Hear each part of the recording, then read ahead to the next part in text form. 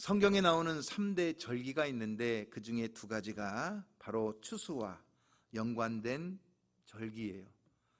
오순절이라고 부르는 맥주 감사절은 첫 열매를 가지고 하나님께 감사하는 절기이고, 초막절이라고 부르는 장막절은 광야 생활 가운데서도 인도하신 하나님의 은혜를 기억할 뿐만 아니라 한 해의 추수를 마치고 그 곡간의 모든 곡식을 거둔 후에 하나님의 역사하시고 인도하심을 기억하고 감사하는 절기입니다.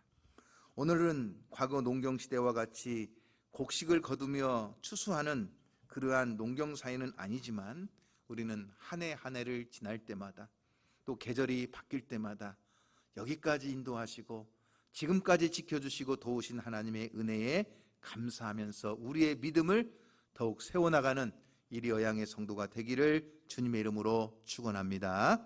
코로나19로 인해서 단계별로 규제가 생기고, 그래서 자영업을 하시는 분들 가운데 사업에 어려움을 겪는 분들이 많습니다.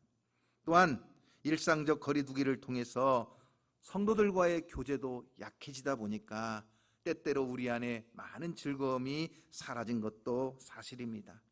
코로나19가 생각보다 길어지면서 침체에 빠지고 또 우울증에 빠지는 분들도 있습니다. 이제는 날씨가 점점 쌀쌀해지고 추워지면서 독감의 시즌까지 겹치다 보니까 어느 때보다도 우리의 마음이 더 고독하고 더 쓸쓸해질 수 있습니다. 그러나 여러분, 이럴 때에도 감사할 수 있습니까? 성도는 네, 그렇습니다. 나는 지금도 감사할 수 있습니다. 이렇게 대답할 수 있는 사람이 성도입니다. 왜냐하면 믿음은 우리의 입에서 감사를 고백하게 만듭니다. 인생을 바라보는 2가지의 관점이 있어요. 하나는 현미경적인 관점이라고 합니다. 마이크로스코픽. 또 하나는 망원경적인 관점이 있어요. 마크로스코픽이라고 합니다. 현미경은 어떤 사물을 크게 확대해서 바라보면서 분석하고 관찰하는 것입니다. 망원경은요, 좀 멀리 있는 것을 내다보면서 전체를 보고 앞에 있는 미래를 바라보는 것이 망원경입니다. 우리가 인생을 현미경적인 관점으로만 바라본다면 지금 내가 닥쳐있는 현실의 문제는 더 크게 바라볼 수 있겠지만, 그러나 망원경적인 시각이 없다면 그 속에 빠져서 절망하고 그 문제 앞에서 우리는 좌절하고 그리고 낙심할 수밖에 없습니다. 그러기에 우리는 이 2가지 시각을 가지고 함께 인생의 문제와 함께 현재의 문제를 바라볼 수 있어야 하나님의 약속을 붙잡고 저 미래의 꿈을 향해 달려갈 수가 있는 것입니다.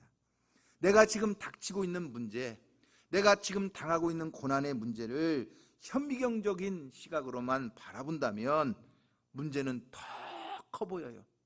그리고 나는요, 메뚜기처럼 더 작아 보이고 땅의 티끌과 먼지처럼 더 보잘것없이 보여요.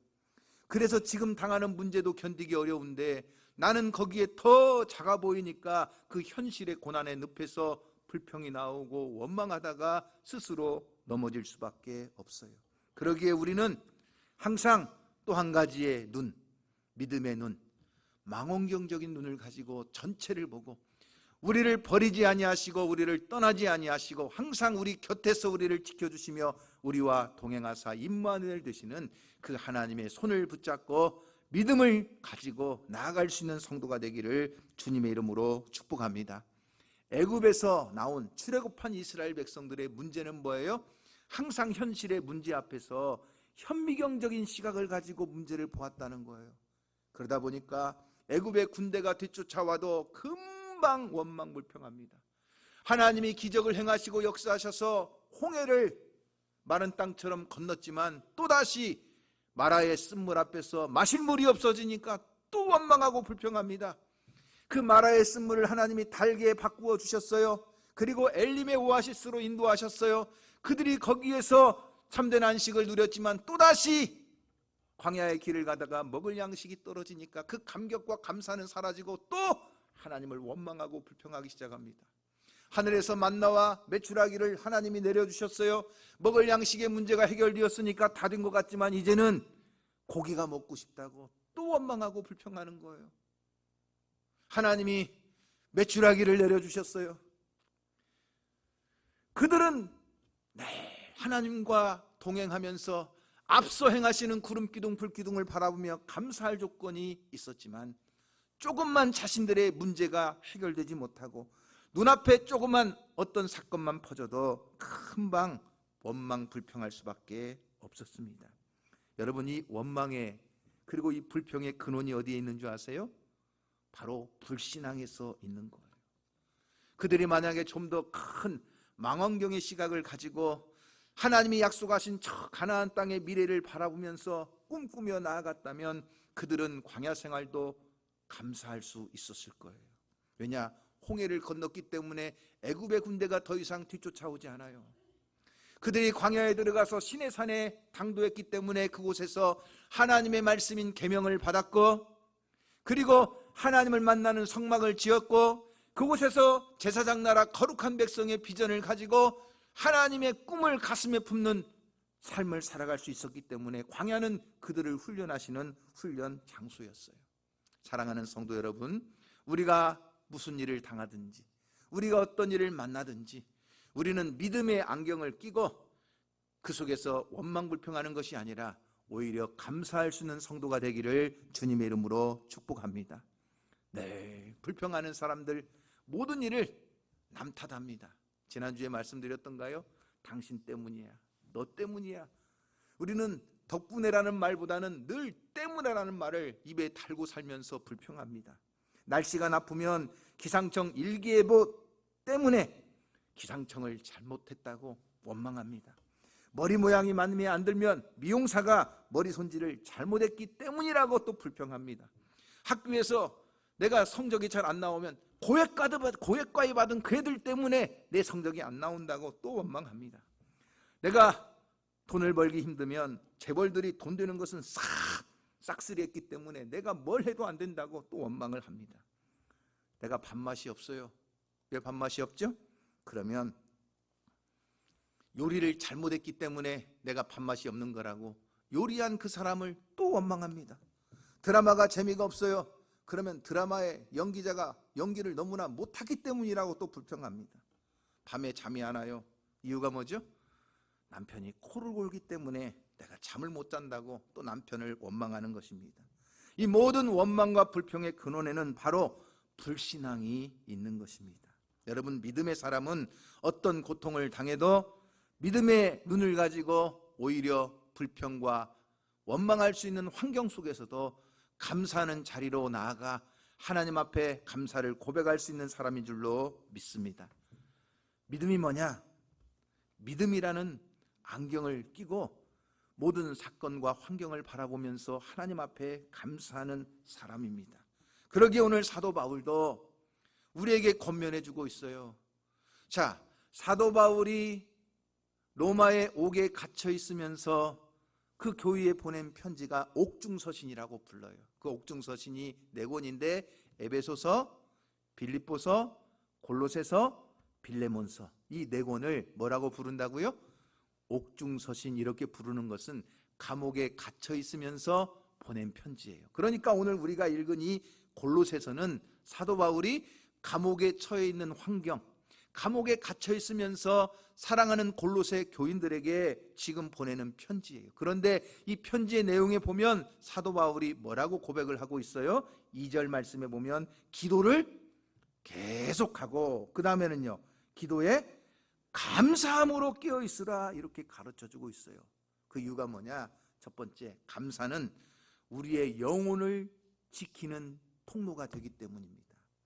여러분, 기도에 감사함으로 깨어 있으라 하는 이 말은 바로 그 영혼이 깨어 있는 사람은, 그 영혼이 건강한 사람은, 그 영혼의 능력을 유지하고 있는 사람은 항상 2가지를 해요. 뭘 한다는 거예요?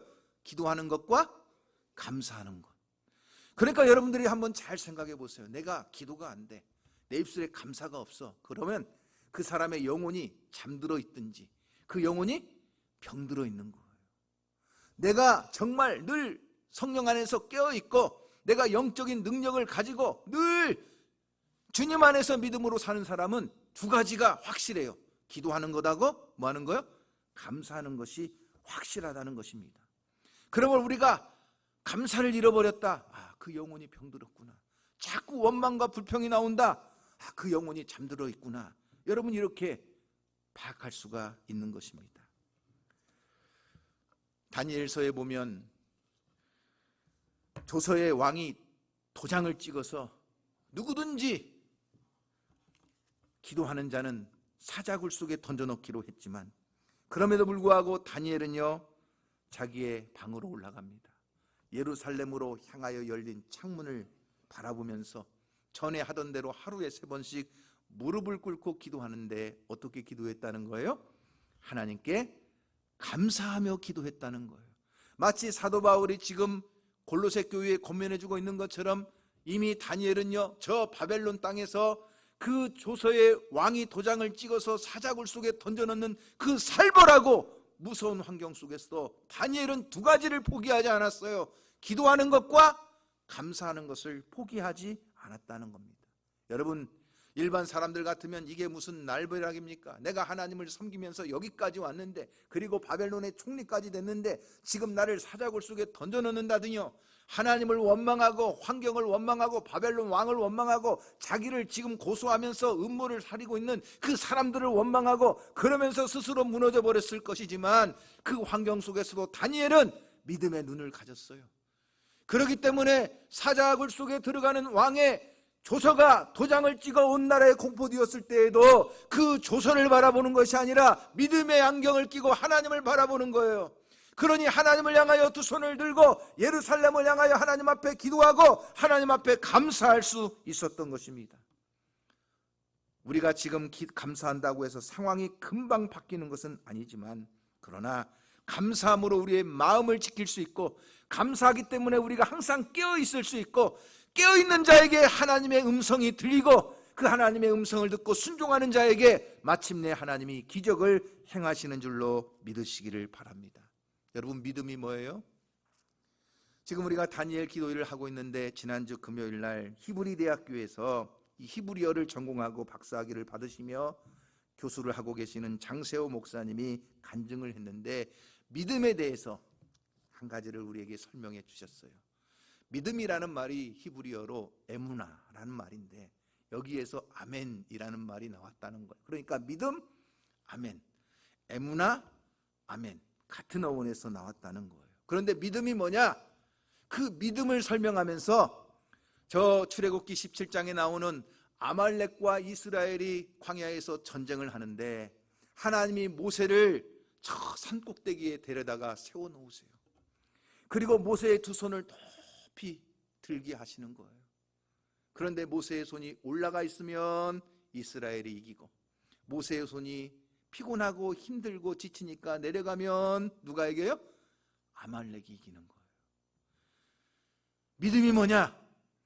바로 이 손이 내려오지 않도록, 이 믿음의 두 손이, 들고 있는 두 손이 내려오지 않도록 끝까지 버텨내는 것, 바로 이것이 믿음이라는 거예요.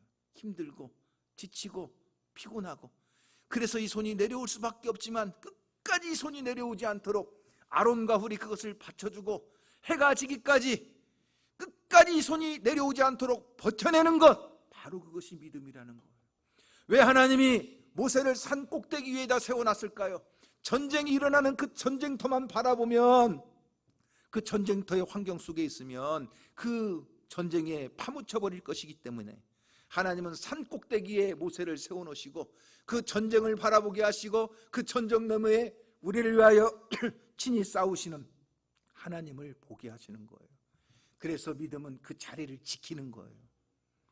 손이 내려오지 않도록 버티는 것, 끝까지 버티는 것, 그리고 그 산 꼭대기 하나님이 세우신 그 자리를 끝까지 지켜내는 것.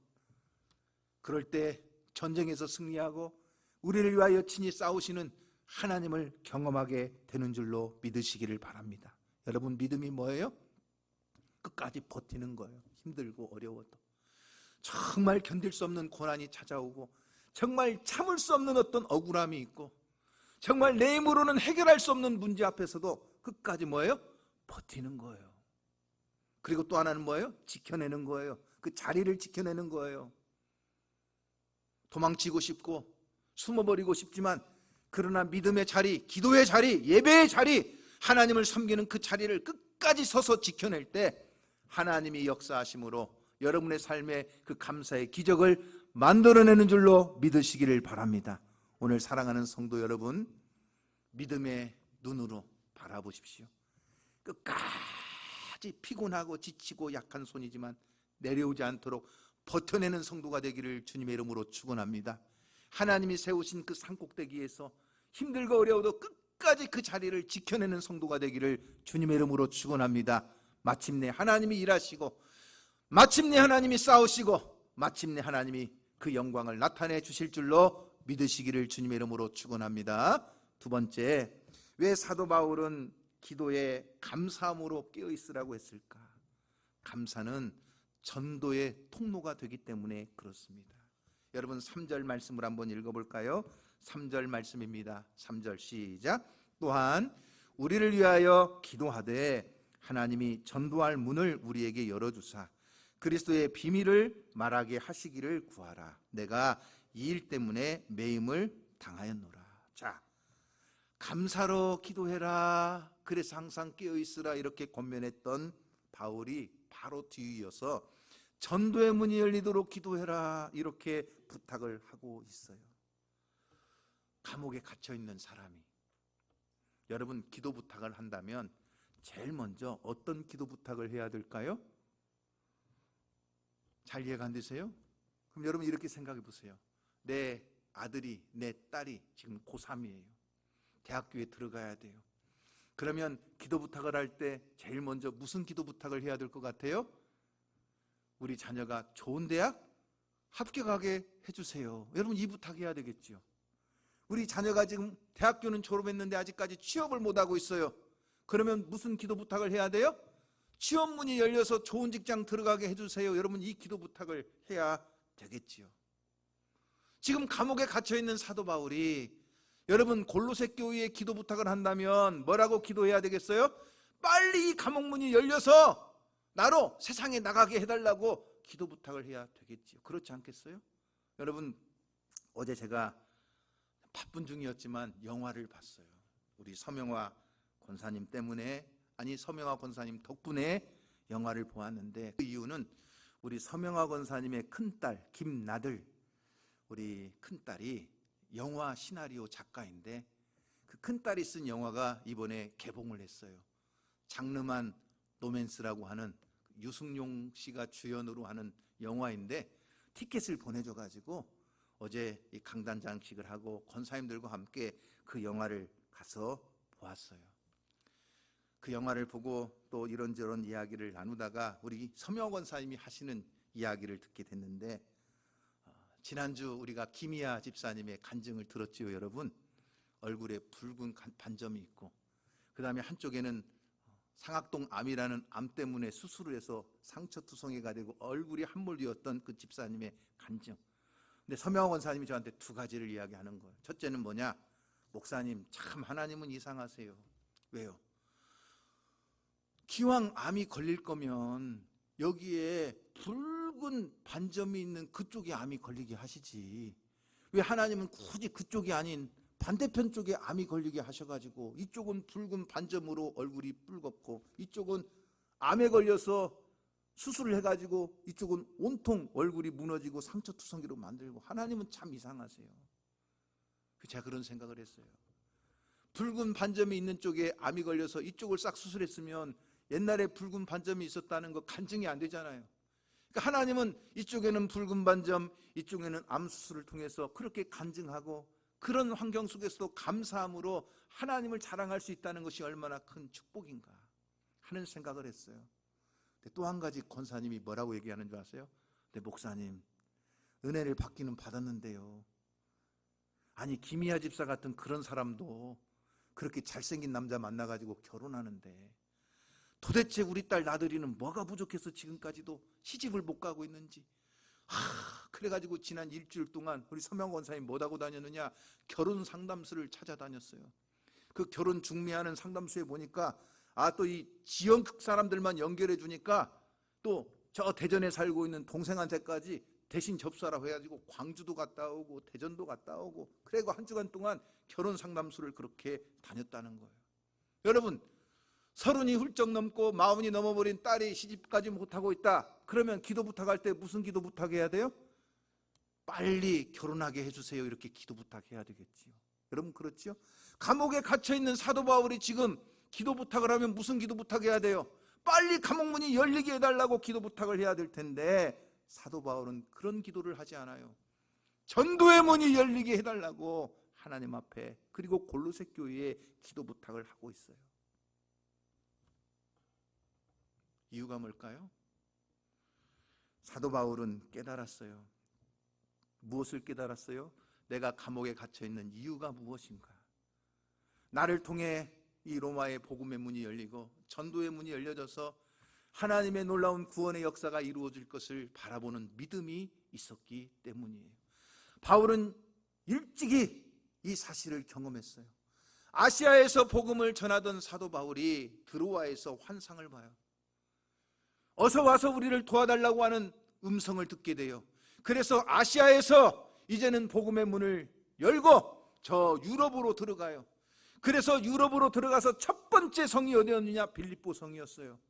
그 빌립보 성에 가서 바울과 실라가 열심히 복음을 전합니다. 그런데 복음을 전하다가 붙잡힙니다. 매를 맞고 온몸이 피투성이가 됩니다. 그렇게 끙끙 앓는 몸을 이끌고 저 지하 감옥에 갇히게 됩니다. 몸에는 착고에 채워져서 모든 몸이 그렇게 사슬과 착고에 매어있는 상태가 됩니다. 깜깜한 밤이 되었습니다. 매를 맞은 그 피투성이가 되고 멍든 그 자리가 얼마나 쑤시오고 아팠겠습니까? 그런데 사도 바울과 실라는 그 빌립보의 감옥에서 하나님 앞에 기도합니다. 찬송합니다. 오히려 감사로 하나님 앞에 영광 올려드립니다. 옥에 있는 모든 죄수들, 그 죄수들을 지키는 간수들이 다 들을 수 있을 만큼 감사 찬송을 하나님 앞에 올려드렸습니다. 그때 갑자기 옥터가 흔들립니다. 지진이 일어납니다. 매어있던 창고와 쇠사슬이 풀어집니다. 옥문이 열려집니다. 그들을 지키던 죄수가 회개하고 그 모든 죄수의 가족이 예수를 믿는 구원의 역사, 복음의 문이 열려진 줄로 믿습니다. 감사의 기적. 그 감사할 때 착고도 풀어지고 옥문도 열리고 죄수와 온 가족이 구원을 받는 역사를 경험했기 때문에 바울은 지금도 똑같이 로마의 감옥에 갇혀서도요, 옥문이 열리기를 기도하지 않습니다. 감사 기도합니다. 전도의 문이 열리기를 기도합니다. 저 빌립보 성에서, 그 빌립보 감옥에서 있었던 것처럼 로마의 감옥에서도 복음의 문이 열리고 이제는 땅끝까지 주의 복음이 전파되기를 기도하고 있는 것입니다. 여러분, 이것이 감사의 축복입니다. 내 몸이 지금 병들어 있습니다. 뭘 해야 되죠? 하나님 건강하게 해주세요. 당연합니다. 사업이 안 됩니다. 사업이 잘 되게 해주세요. 자녀들이 결혼도 하고 취업도 하고 대학도 들어가야 됩니다. 자녀들을 축복해 주세요. 당연히 기도해야 됩니다. 그러나 사도 바울처럼 먼저 전도의 문이 열리기를 위하여 기도할 때 하나님이 일하시고 하나님이 영광 받으시고 하나님의 선하신 뜻대로 그의 앞길에 좋은 것을 채워주실 줄로 믿으시기를 바랍니다. 내 몸이 지금 병들어 있지만 죽음의 두려움과 공포가 매일매일 저녁마다 나를 엄습하며 나를 붙잡아 오지만 하나님, 그러나 나를 통하여 전도의 문이 열리고 하나님을 자랑할 수 있도록 하나님이 역사하여 주시옵소서. 자녀를 바라볼 때마다 그 자녀가 좋은 대학 들어가고 좋은 직장 취직하고 결혼하고, 그러나 하나님 그 자녀가 그 자녀를 통하여 전도의 문이 열려져서 하나님을 선포하고 하나님을 자랑할 수 있도록 하나님, 내 사랑하는 아들과 딸을 통하여 전도의 문이 열리게 하여 주시옵소서. 기도할 때 하나님의 놀라운 기적이 함께할 줄로 믿습니다. 사업이 어렵지요. 경기가 참 어렵지요.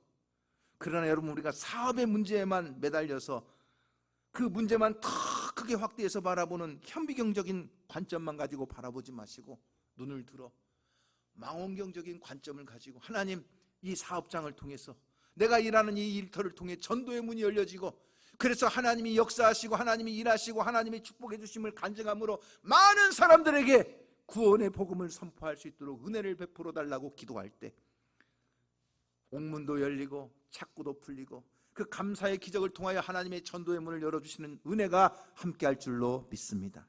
오늘 여러분의 삶에 이 은혜가 넘치기를 주님의 이름으로 축원합니다. 세 번째, 감사는 축복의 통로가 된다는 것입니다. 그러기에 우리는 우리의 입을 잘 지켜야 된다는 거예요. 여러분, 오늘 골로새서 4장 6절 말씀을 다 같이 한번 읽어볼까요? 6절 말씀 다 같이 한번 읽어볼까요? 시작. 너희 말을 항상 은혜 가운데서 소금으로 맛을 냄과 같이 하라. 그리하면 각 사람에게 마땅히 대답할 것을 알리리라. 우리의 입술을 잘 지키고 내 입이 원망과 불평으로 채워지지 않고 오히려 감사와 찬양으로 채워지도록 소금으로 맛을 내는 것처럼 우리는 선한 말, 다른 사람들을 축복하고 다른 사람들을 위로하고 다른 사람들을 세워줄 수 있는 믿음의 말을 해야 될 줄로 믿습니다. 깊이 따져보면 감사는요, 믿음에서 나와요. 원망과 불평은요, 불신앙에서 나오는 것입니다.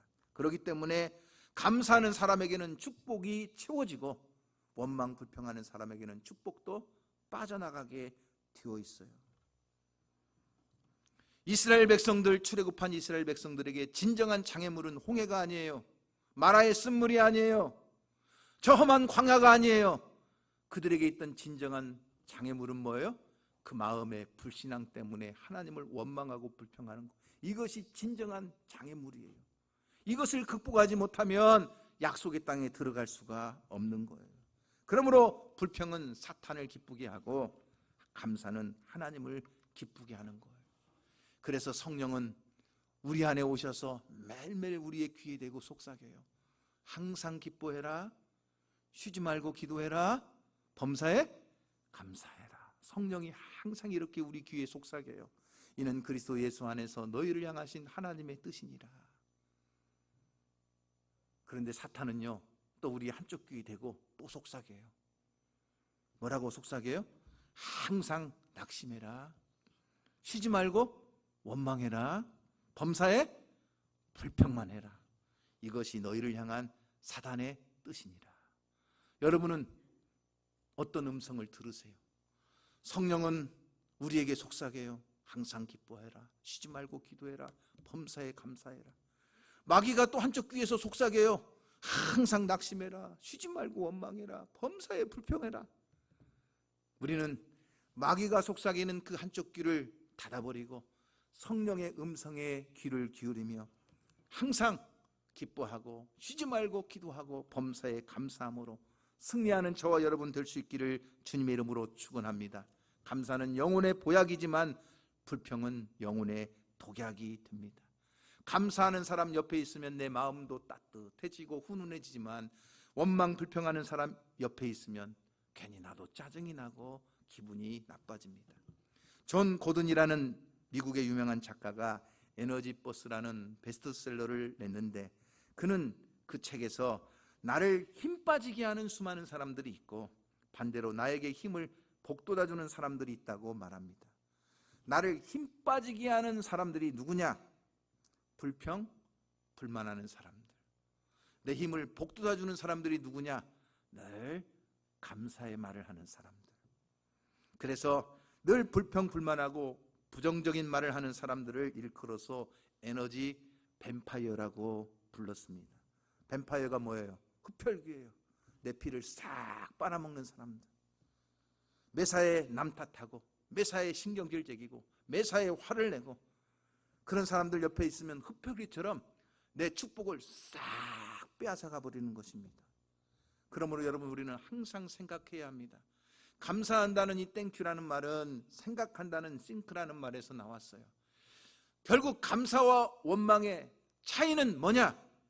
생각의 차이에서 나오는 거예요.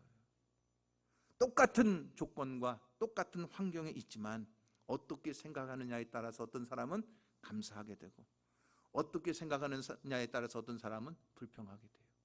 다시 말해 어떤 안경을 쓰고 있느냐에 따라서 믿음의 안경을 쓴 사람은 감사가 나오고 불신앙의 안경을 쓴 사람은 원망이 나오는 거예요.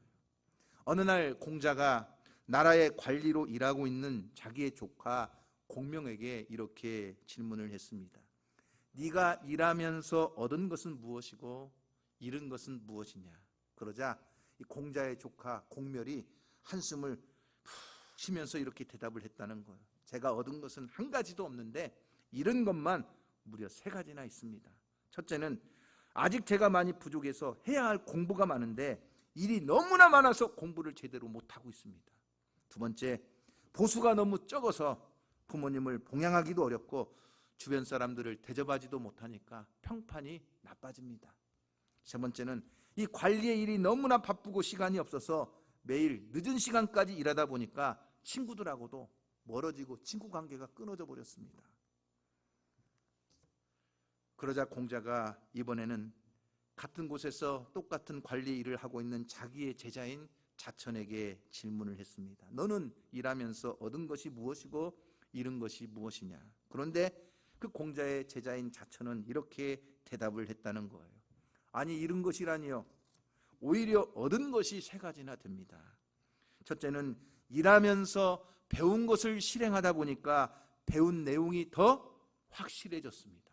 두 번째는 받은 적은 보수라도 조촐하게 주변 사람들을 대접하다 보니까 사람들과 더욱 친숙해졌습니다. 세 번째는 친구들과 만날 시간을 만들기 위해서 저의 업무를 더 정확하고 더 빠르게 하려고 노력했더니 저의 능력도 높아지고 친구들과의 우정도 더 두터워졌습니다.